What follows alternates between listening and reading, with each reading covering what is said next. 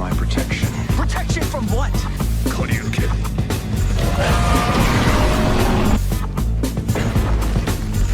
We're gonna be in the new world in no time. This is exhilarating.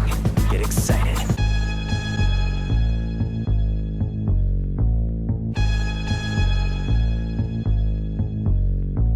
I'll admit that there are some people out there who have a really big fear of, like, whenever you call 911 and no one comes. That's a big fear that a lot of people have.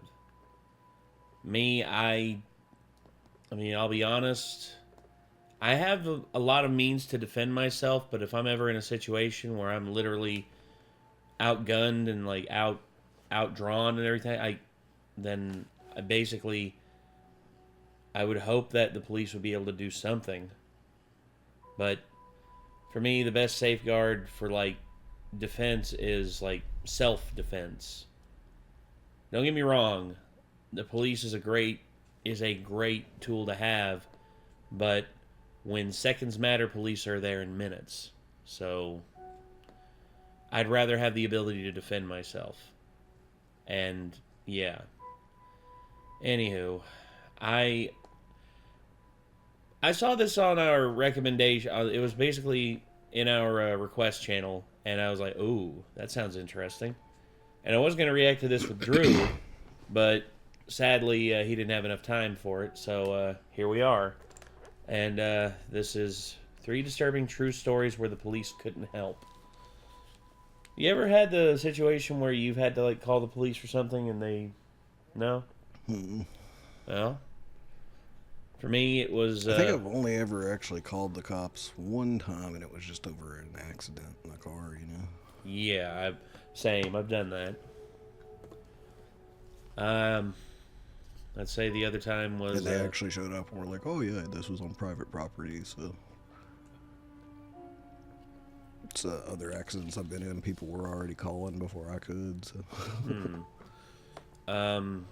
I would say the other one, there was one time it involved, like, a family member of mine. Not going to go into who it was, but they took something, and it wasn't the police. The police didn't come. Instead, it was an emergency services.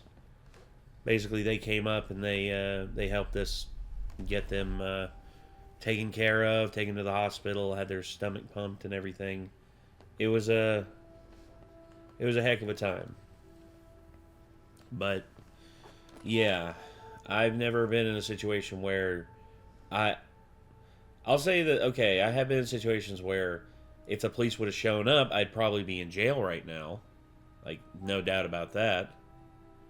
But thankfully that didn't happen. But I have had a moment with the police where we were coming back from a show, the band that I was in with Chad at one point, Generation Undeclared. We were coming back, and Mike Ramey and Chuck and Liz, they all got pulled over, and Mike blew a 0 on the blood alcohol thing, but they wouldn't let him leave. No, he blew an inconclusive, but they used that as, like, just cause to not allow him to leave, because if it blew inconclusive, that means they couldn't get a proper thing on it, or on to, like, gauge it. And they literally called me up and said, Nate, we need you to come here right now, and we need you to like drive us back home. And I'm like, okay, where y'all at? It's like, we're back on this road here. I'm like, oh, y'all are about like a couple minutes behind me. Okay.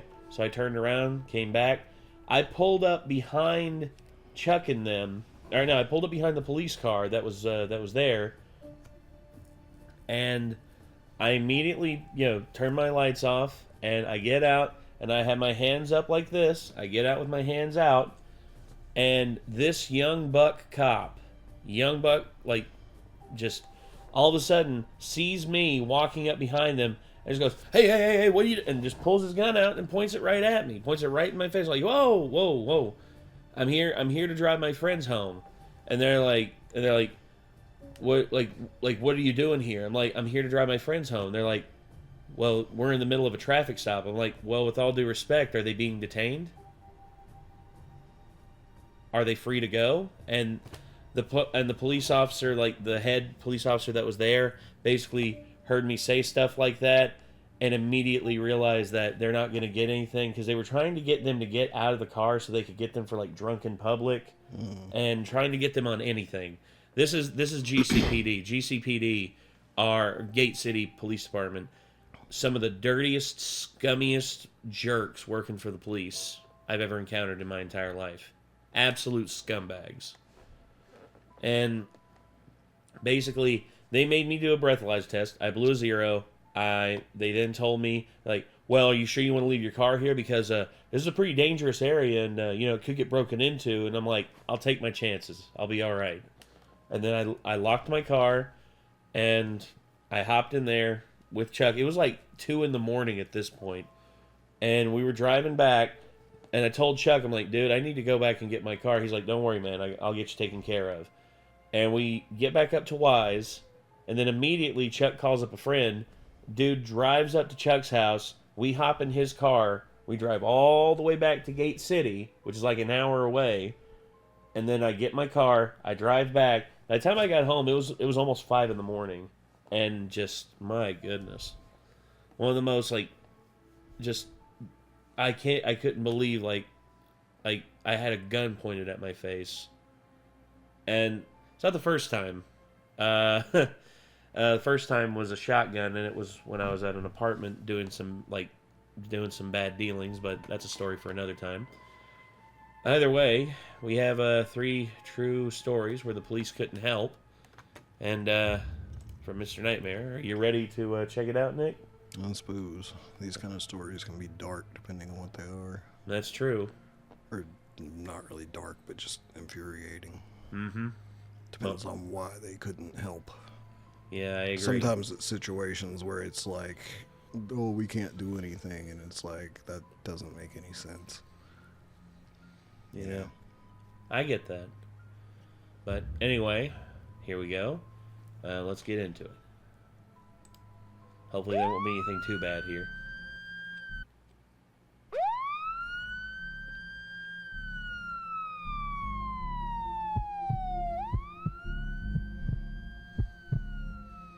This happened in the fall of 2021 when I was living alone in a rented townhouse in southern Illinois. It was my first time ever living by myself, and even though I was technically an adult, 27, with a full-time job and a stable routine, I still had a lot of nerves about the idea. I'd just gone through a rough breakup, and I thought the silence and solitude might help me process everything. The townhouse was part of a small row of identical units, kind of plain but clean and quiet, tucked away in a sleepy cul-de-sac just off a rural highway. The neighborhood had that sterile suburban vibe. Lots of beige vinyl siding, trimmed hedges, wind chimes, and mailboxes with family names stenciled on them. Mostly older folk, but a few young families. I didn't know any of my neighbors well, but I liked it that way. I kept to myself. But almost right away, I noticed one person who stood out from the rest. He lived 3 doors down. A tall, heavy-set man, probably in his mid-40s, with a scruffy beard and a weird habit of standing outside his house at night, sometimes just pacing or smoking, sometimes doing nothing at all, just staring. I'd pull into my driveway after work around 9 or 10 p.m., and there he'd be, leaning against his porch rail or just standing at the edge of his driveway, facing the street. He never waved, never smiled. He just stared. Even if I looked directly at him, I tried to ignore it. A couple of times I mentioned it to friends or my mom, and they said maybe he was just a night owl or had insomnia, but there was something unsettling about him, like he was always watching but never participating. It wasn't just that he was there, it was the stillness. He didn't fidget or check his phone or shift his weight. He just stood there like a statue. I told myself not to be paranoid, but the more time passed, the more that gnawing feeling in my gut grew. Then the noises started. It was around mid-September when I first heard it. I had just gotten home from work after a long shift. I worked late hours managing inventory at a distribution center, and I usually got in around 10:30 p.m., exhausted, grabbing a bite to eat, and crashing. That night, I fell asleep around midnight. At exactly 2:37 a.m., I woke up to a sound I can only describe as metal scraping against wood. At first, I thought I had dreamed it, but then I heard it again. A long, slow creaking noise, like an old gate opening. My bedroom was on the first floor, at the back of the unit, and I had a sliding glass door with vertical blinds that led to a small fenced-in backyard. I sat up in bed, heart racing, and listened. There was a pause, then I heard footsteps, soft crunching sounds like someone walking slowly across gravel. My entire backyard was lined with decorative rock instead of grass, so you could hear every footstep clearly. These weren't animal sounds.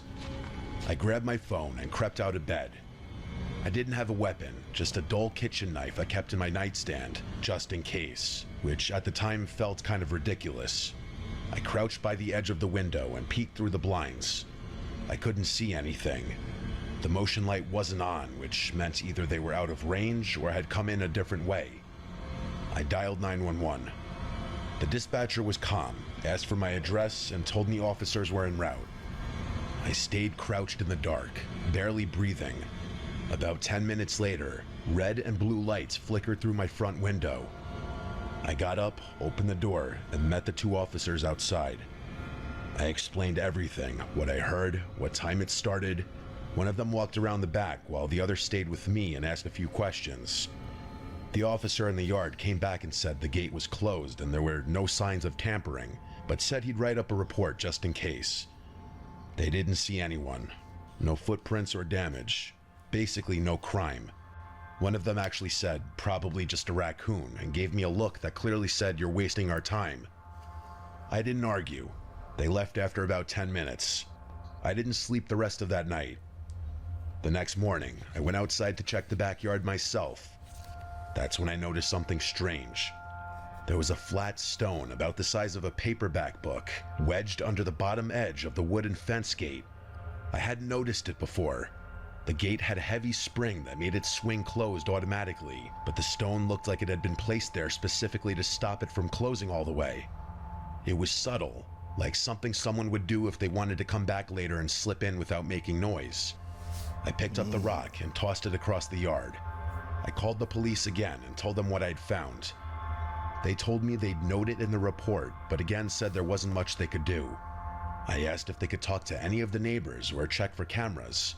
They said no, unless a crime was committed, they couldn't investigate. That's true. I felt like I was losing my mind. 2 nights later, it escalated. At exactly 2:14 a.m., I woke up again. Go get This a bunch time of to no the sound of trespassing signs, post them around your property. At that point, 'Cause at that point, you can claim a crime's been committed if somebody comes within range of those trespassing signs. not only that, but I'm getting myself a Ring security camera and I'm pointing it at the area that I know I heard something. You'll definitely be getting some kind of camera at least. Oh, dude, I'm getting like the similar one that we have upstairs. I'm getting that, and I'm definitely going to have it aimed at that area that I know this person was in. Mm-hmm. And honestly, if it catches him, then that's it. It's game over. I'll be like, he's trespassing on my property. Can you please tell him to stay off my property? Mm-hmm. And but anyway. My back door handle turning. The handle rattled gently at first, like someone testing it, then a harder jiggle, like someone trying to open it. I sat up in bed, heart hammering. I couldn't see anything through the blinds, but I could feel someone standing on the other side. My mouth went dry. I picked up my phone with shaking hands and called the police again. While I waited, I crouched in the hallway out of view. I didn't have a gun or dog, just that stupid kitchen knife. My motion light clicked on, and through a tiny gap in the blinds, I saw a shadow move across the window. It was a man. He didn't run or try to hide. He just stood there. The same 2 officers showed up again. This time, they actually found footprints in the gravel, big ones, heading right up to the door. But again, they said since no entry had been made, there wasn't enough to go on. No, like the attempt. Like this is an attempt, dude. Attempted break-in. Yeah. Like you can get tried for attempted murder, but not an attempted break-in, dude. Come on. Person's trying to get into their house illegally. Mm-hmm. That's grounds for at least like a proper investigation. They promised to patrol the area more often and told me Yet to keep my again, doors locked. If they're gonna be like, no crime's been committed, like post trespassing signs, because it's a crime to trespass. That's true. So they're gonna be like, crime has been committed. Someone trespassed on my property. I want them found. Mm-hmm. The next day, I installed a camera. It was one of those mid-range Wi-Fi security cams. I set one up above the back door and another above the front porch. That night, I didn't go to bed. I sat in the living room with the lights off, watching the live feed on my phone. 2:14 a.m. came and went. Nothing happened. Then, at 2:23, the back camera triggered. A man stepped into frame. He walked in through the gate like he knew exactly how to move to avoid the motion sensor until the last second. He was tall and broad, wearing a black hoodie with the hood up, jeans, and gloves. He walked up to the door, looked up directly at the camera, and smiled. A slow, stretched-out grin. Then he backed up, still staring, and disappeared into the dark.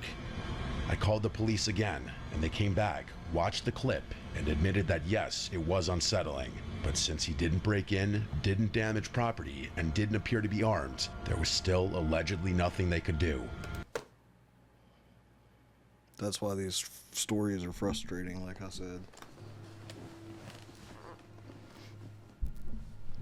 You I've know heard a what? lot of stories like this where police are just like, clearly someone is in a situation where like someone else is being like threatening to them, and the police are just like, oh, if they didn't actually do anything, there's nothing we can do. It's I'm like, sorry. dude, no. I'm like, sorry. But if someone's coming onto my property illegally at night, and you could see him on the camera, they saw his face on the camera. Like, dude, that's enough for an APB. That's enough for an APB. Like, we have an APB on a Caucasian male, like stocky build, and like, dude, so many, like, you could do so many things, and basically, and there's like multiple charges at that point: stalking, yeah, trespassing, attempted break-in, breaking and entering. Yeah, like I'm pretty sure they could lift his fingerprints off the door for that one. No doubt. And like there's situations where the police are just like, oh, there's nothing we can do, and it's like, I'm pretty sure there's stuff. There's plenty you can do. You just don't want to go through the effort of doing it. And it's like when somebody ends up hurt or dead, that's it's like you're how not gonna it go has to shit. Like is you're that, not gonna lose a wink of sleep at night. Is that how it has to end? With like someone actually getting hurt or dying for y'all to do your job? Seems like it sometimes. Sheesh. That's why I don't like these kinds of stories, like I said. They wouldn't even ask the guy down the street to check his doorbell cam. I begged them. They said their hands were tied. That night, I packed a bag and slept at a hotel. When I came back the next day, I found 4 muddy handprints on the glass door. 2 high up and 2 low, like someone had crouched down and just rested their hands there for a while, staring in. I moved out a week later. I broke my lease and forfeited my deposit. I didn't care. I couldn't stay there another night. The final straw was the note I found wedged in my mailbox the day I left. It was handwritten in small cramped letters on lined notebook paper. It said, "The cops leave, but I don't." I filed one last report. The officer I spoke to that time looked genuinely disturbed by the note. He promised they'd do a wellness check on the neighborhood, but it was too late. I never went back. About a month later, I got a message on Facebook from a girl named Kayla. She said she was the new tenant who had moved into the unit after me. Her message said, "Hi, sorry to bother you. I think you used to live here. Did you ever have someone in a black hoodie hanging around the backyard? I keep hearing footsteps at night, and last night, someone knocked on the glass door around 2 a.m. and just stood there." I didn't reply. I didn't want to know what happened next.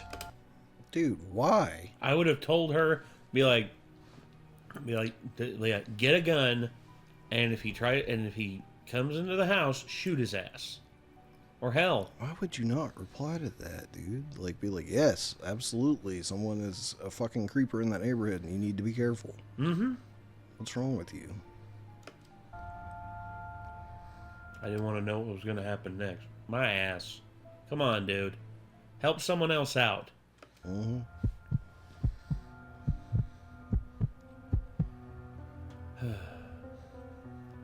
I work for a property preservation company.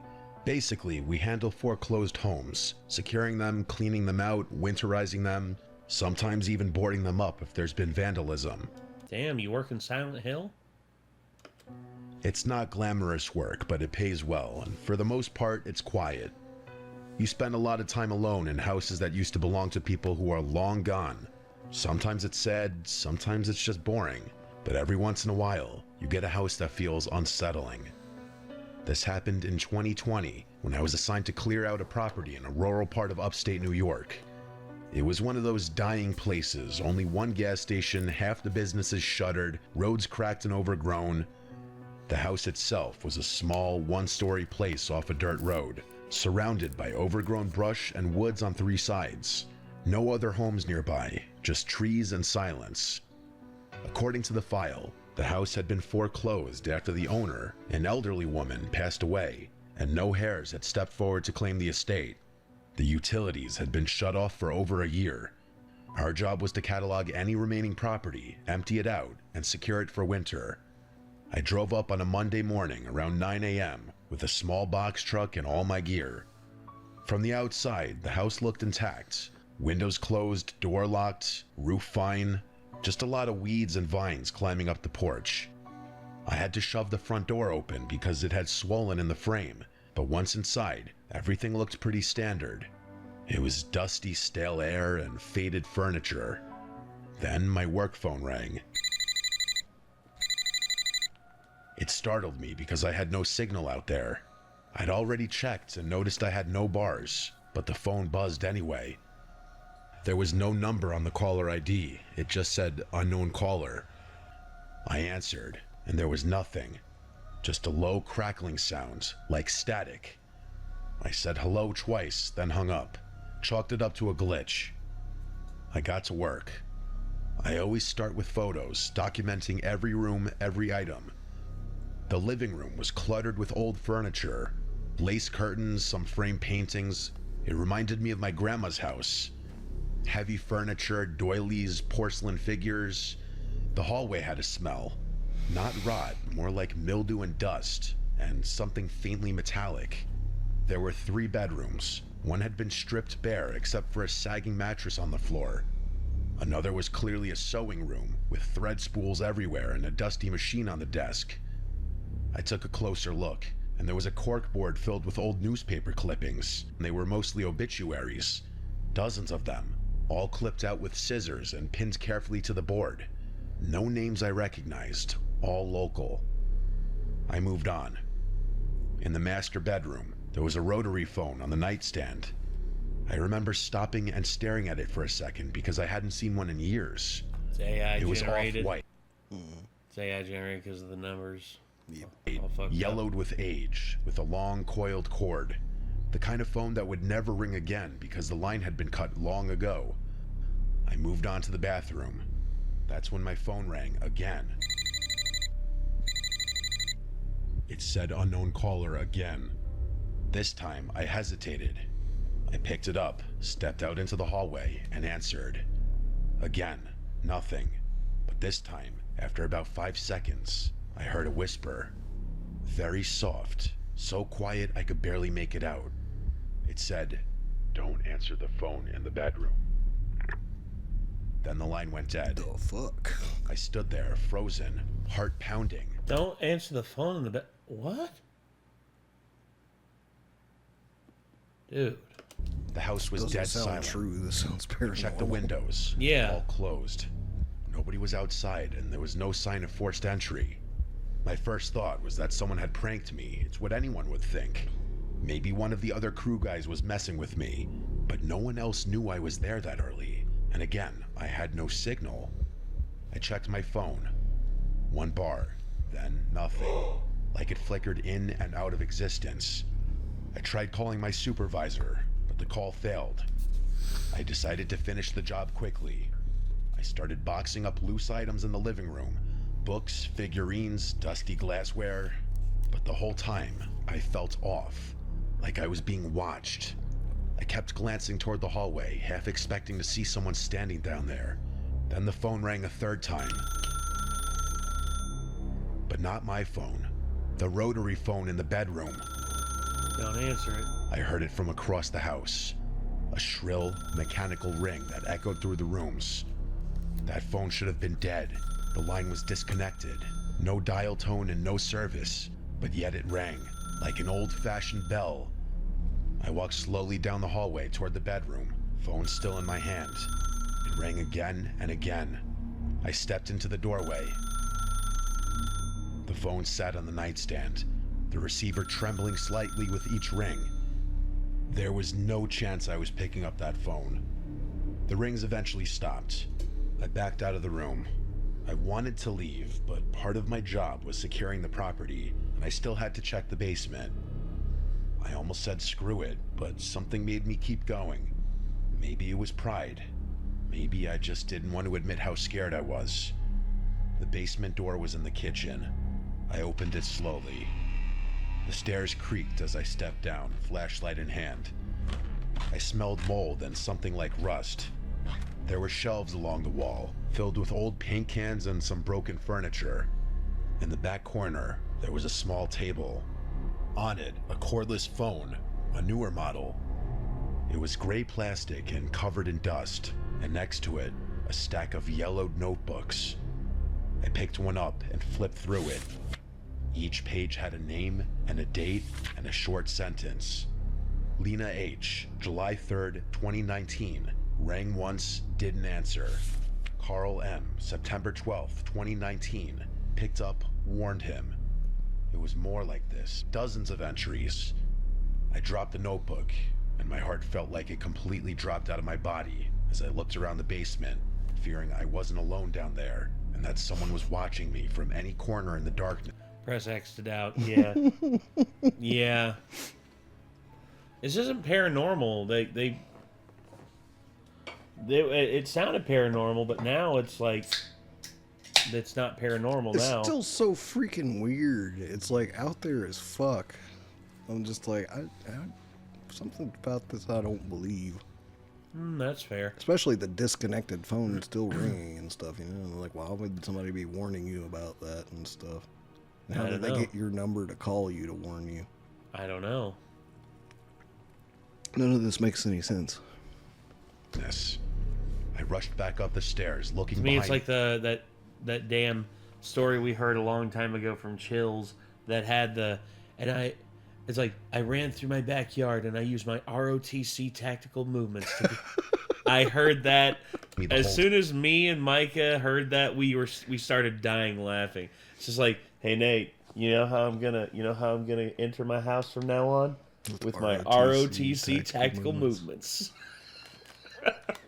It's like there's a very bored Reddit kid that just decided to write up a fake creepypasta, apparently. Oh, it was hilarious. It was hilarious. Time, heart in my throat. I didn't finish the job. I drove straight back to the office and turned in my report. I didn't tell them everything. I just said the property was unsafe and possibly had squatters or interference. They reassigned the job to another crew. 2 days later, I got a text from one of the other guys, Mark. He'd gone out there that morning to finish the job. I hadn't told him specifically what happened.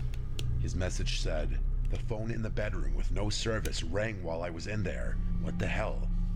I called his work cell phone immediately, and he told me he didn't answer the phone in the house because he was too freaked out. The next day, Mark apparently quit without notice and never returned to work. He's not dead or anything. I admittedly looked him up on Facebook eventually, and he posted stuff since then, but I never spoke to him again. I don't know what else he saw in the house, but it must have been something bad enough for him to want to distance himself from this job. My boss did call the police to report the potential squatters after Mark quit, but they found nobody inside of the house. Everything about that house, from its location to its eerie, dilapidated interior, to the phone calls to my cell phone, and that voice on that line, and that damn house phone ringing. It's like I found myself in a legitimate horror movie. I swear it had to be one of two things: an elaborate sick prank or an equally elaborate trap. Yeah, I don't believe that one as much. No, that don't sound real. First one First one's believable because, people can be like Stuff creepers. like the first one happens all the time. Yeah. So it's very believable. The second one, though, that one's a bit out. Like, it's a bit out there. Yeah. But, well, let's see what the third one's got to offer us. Also, what did it have to do with where police couldn't help? I don't know. Sometimes I don't even think that, like, I guess because they didn't have signal. I mean, if they would have said, I tried to call 911, but I couldn't get through. Like, maybe that could have worked, but there was nothing about, like, them even trying to attempt to dial 911. Yeah. So... The only thing was like, the boss called the cops after the fact, but they couldn't find anybody. And it's like, that was expected. Yeah. Like, I don't think that really fit the motif there as much. Yeah. Yanni Christos. Greek?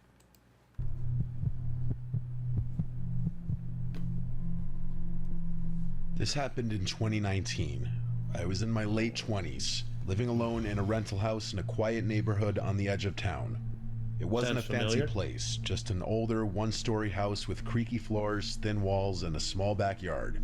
But it was cheap, and it came with a basement, which I used to store extra furniture and tools and stuff.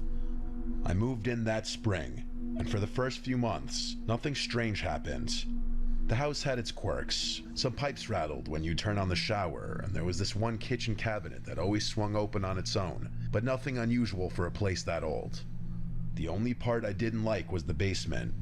The door was in the hallway next to the bathroom. It was heavy and stuck a little when you opened it, and the light switch for the basement was actually halfway down the stairs, which meant you had to walk down a few steps in total darkness before you could reach it. The first time I went down there, I honestly felt weird. Sounds very inefficient. Not scared exactly, but uneasy. The single bulb didn't do much to light the corners, and the whole place smelled like old wood. But I didn't have any reason to be down there for long, so I stored my things, shut the door, and didn't think much of it. That changed around late October. I had just gotten home from work. I'm a night shift security guard, so I usually get home around 3 a.m., and I was heading to the bathroom before bed when I heard something. It sounded like a faint knock. 3 soft taps. It came from behind the basement door. I froze in place. At first, I thought maybe I imagined it. Maybe it was the pipes or the house settling.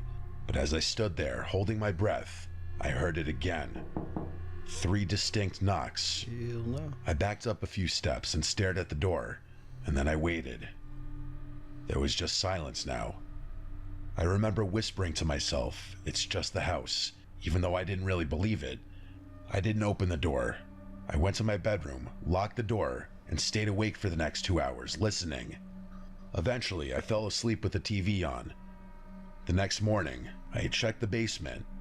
I opened the door, went down the stairs, and turned on the light. Everything was exactly the way I left it. No signs of anyone having been down there. No footprints in the dust, no broken windows. I convinced myself it had to be the house shifting, or maybe a small animal that got in somehow. I moved on. But a few nights later, it happened again. This time, I was in the bathroom brushing my teeth when I heard the knock. Not 3 taps this time, just 1, but it was loud, and it was close, like someone had used their knuckles hard against the basement door. I opened the bathroom door and looked. The basement door was closed. Nothing moved. The hallway was quiet. I walked over and put my ear against the wood. At first, I heard nothing, but then, very faint, I heard what sounded like breathing. Hell no. That Slow, would suck. steady. Sound like me trying to breathe on any normal day.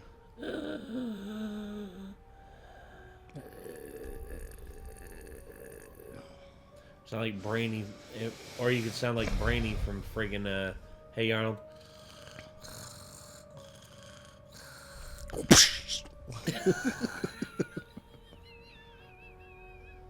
Poor Brainy. Brainy, I don't know why. Just him appearing like behind Helga after she would like make her confessions to nobody about her love for Arnold, and she would always just backhand him in the face. Yeah, it cracked me up. Poor so Brainy. much. I remember the one time he actually talked, and it's just like they found him like in the dark, and like I think they were like at a haunted they were being dared to stay in like a haunted house, and they found Brainy, and Brainy was just like standing in a doorway, and I was like they kept hearing a weird noise, then they see Brainy, and they're like, "Oh, Brainy!" And he's like, one walks up, he's like, "Brainy, what are you doing here?" And he just goes, something. I don't remember that. And then they just like chuck him out of the house. They all collectively just threw him out of the house. Oh man. As if someone was standing on the other side, waiting. I backed away and went to my room, again locking the door. I called my landlord. I told him something strange was going on in the basement, that I thought someone had maybe gotten into the house somehow. He seemed skeptical, but said he'd come by to check it out.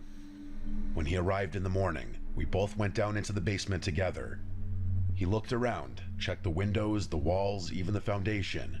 Nothing was damaged or broken. No signs of a break-in or animals. I didn't say anything. I couldn't explain what I was hearing, and I didn't want to sound crazy. Potentially, yeah. For the next week, things were quiet. I started to think that maybe I was just overtired or imagining things. I don't know why, but like my press X to doubt meter doesn't go off quite as bad at this kind of story as it does at like a phone ringing when its wire is cut, you know? Yeah. Because that's just like an immediate like bullshit like to me, but like creepy breathing behind the door, I'm just like, could there be a haunting? Could there be a haunting, or could there be something else? Working too much after all. But then, one night around 2 a.m., I was sitting on my couch watching TV when I heard the basement door creak. Not a knock or slam, but a creak, like it was slowly swinging open. I sat up straight and turned off the volume. I could hear it, the slow, grinding creak of the hinges moving. I got up and peeked down the hallway, and the basement door was wide open. I hadn't opened it in over a week. I hadn't even touched it. Nate's just like, I grabbed a flashlight and slowly walked toward it. I'm about to cave someone's skull in. Either that, or I'm gonna put I'll draw a cross on this thing, and I'll make this thing a holy roller and just whack. It's like I'm expelling demons back to hell. It's just like, what the hell? Carve unity into it, hit him right in the forehead with it. Oh yeah. Unity. That was cold-blooded. I didn't have a weapon, but I had no choice. I had to know what was going on. I stood at the top of the stairs and shined the light down. The basement was pitch black. The bulb wasn't on. I reached around the corner and flicked the switch. Nothing. It was dead. The bulb must have burned out. That's when I heard footsteps coming up the stairs. They weren't rushing, they were slow, but they were 100% footsteps. I'm swinging. I backed away. My hands were shaking. I slammed the door shut and held the handle tight. For a moment, I felt the pressure of something on the other side, like it was leaning against the door. Then it stopped. I locked the door and called the police. I told them someone was in my basement. They showed up about 10 minutes later, and 2 officers cleared the house and went down into the basement. I stood in the front yard, waiting, and after what felt like forever, they came back up. They said they didn't find anyone. No signs of forced entry or anyone hiding. Nothing was even disturbed. One of them even tried to laugh it off, asking if I'd been watching scary movies. I knew what I heard. After they left, I didn't go back inside right away. I just stood there, staring at that house. Finally, I went back in, locked every door and window, and stayed up until the sun came up. That morning, I bought a padlock and installed it on the basement door. I didn't care if it was allowed or not. I needed it. For the next month, the basement stayed quiet. No sounds or knocks or anything. I almost let myself relax. Then one night, I got home from work and noticed the basement door was open. Not just unlocked, the padlock was lying on the floor, broken. Oh, the door itself was slightly ajar. I hadn't touched that door in weeks. I stood there staring at it, and for the first time, I realized something. Every time this had happened, every noise and every knock, it had always happened at night when I was alone. I did not go down. I couldn't. I packed a bag, left the house, and stayed at a friend's place for a few days. When I came back, I literally nailed the basement door shut. I even wedged a chair against the door. I didn't care if the landlord got mad. I just couldn't look at that door anymore. A few nights later, around 3 a.m., I was laying in bed when I heard a sound that I still can't explain. It was a voice. It wasn't loud. It wasn't even someone speaking. Like the barely audible sound of a rumble of someone's vocal cords. It came from somewhere beneath the floorboards, directly under my bed. That was it. I called the police again. They showed up, did their search, and nothing turned up again. So I packed everything, minus the stuff in the basement, and I left. I didn't even wait for the lease to end. I don't know what was in that basement. I don't want to know. All I can say is that sometimes when I lie awake at night in my new apartment, I think about all of this, and I wonder if I'd waited just a little longer, what would have come up those steps? Even if that was not real, it's still creepy. That was very well told. I get the points over the phone story for sure. Oh yeah, yeah, definitely. That one definitely. And it fit the motif better too, because the police showing up and not being able to find anything. You know, so yeah. At that point, I would literally just be like, "Mammon, is that you? Or any other type of demon? If so, the power of Christ compels you." And I'd just start throwing water bottles down the basement. Be like, the power. Yeah, I don't think I'd just nail the door shut. I'd freaking hang a cross on it, and like sage the shit out of it, all kinds of stuff. Oh, absolutely. I would literally go to a friend who's a priest and be like, "Hey, buddy, can you bless that for me?" Be like, "All right. The power of Christ compels you." Water damage your wooden door. Well, no, I'm throwing it into the basement. Oh, fair enough. Just down the steps. Yeah, I'm throwing it down in the basement. Like, as soon as I hear those footsteps, I'm just like, "Power of Christ compels you. Power of Christ compels you," and just seeing what happens. It'd be funny if you just heard, what the heck, man? It's like, holy shit! I was shutting the door. I was shutting the door again and be like, "What the fuck are you doing in my basement?" And you just hear some dude be like, "Oh, I'm really sorry. I didn't realize anybody lived here. I've been squatting in this basement and crawling through the secret crawl hole." Like, "Bro, I've lived here for like 3 months. What the fuck?" "My bad. I'll leave. My bad." And I'd go down there and I'd see him where he crawls out of the secret hole, and I'm filling that fucker in with cement. Yeah, exactly. I'm like, "So that's the secret hole? Yeah, okay, thanks." Goes and gets like 3 bags of quick cretin and a bucket with some sand and water, and I'm like, "All right," and build up that and slosh, and wait for it to dry. Test it with a hammer. Okay, we're good. Whew, well, solves that problem. Jeez. Like, we're in the basement right now, and if all of a sudden we heard a knock over on that door, I'm just gonna be like,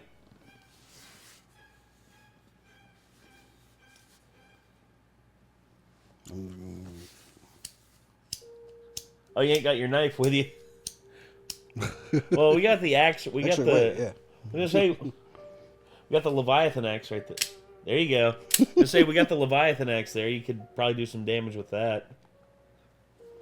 Yeah, well, if knives and baseball bats work against ghosts, Well, if I it's don't think this place is haunted that bad, except for maybe by a doggo. well, Rusty, I can definitely see Rusty still haunting this place Because because we've been here long enough, I feel like it would have creeped on us by now if it was actually really bad haunted. well, this house was built this house is just under 20 years old, and the previous tenants have all moved out. Nothing bad happened here. And Rusty being here wouldn't surprise me because he grew up here. Like, this is where he and plus this is where he had his final days as well. After we found out he had that tumor. Yeah. Poor pup. He was already like a very skittish pup. and at the end it was like very difficult for him to walk. But you when Mr. Kitty was like out all the time, you'd see him like be down the hallway and then just like He'd go towards the garage door, and then all of a sudden he'd turn around and go meow, back down the hall real fast. Yep. It was Rusty chasing him. Rusty was actually pretty good with cats. He liked playing with cats. Him and Juno got along famously. But yeah. Either way. So those are some pretty creepy stories. Well, the first and the third one. The second one was kind of bullshit. But oh well. Hey, 2 out of 3 ain't bad. Mm-hmm. So, good stories there, Mr. Nightmare. I approve. Still wish the person at the end of the first one hadn't have been like, I didn't reply, because I was like, oh, well, you suck then. you're, dude, at least warn them. Mm-hmm. Because, Jesus. Anywho, I guess for now that's going to do it. So if you want to see more Mr. Nightmare, feel free to click up here. It'll take you to his channel. Also, leave a like on the video. It's the only way we're going to be able to be able to do more of these vids. If you all, leave likes and all that. But, yeah, and of course, if you want to see more from us, hit that subscribe button. Check out our Curse of Strahd playthrough, which we're doing right here. And also, in front of Nick, you will see a random video. It's probably going to be another Mr. Nightmare video, if I had to guess. But, yeah, till then, I'm Nate. I am Nick. Be good people. Take care. Peace. So, oh.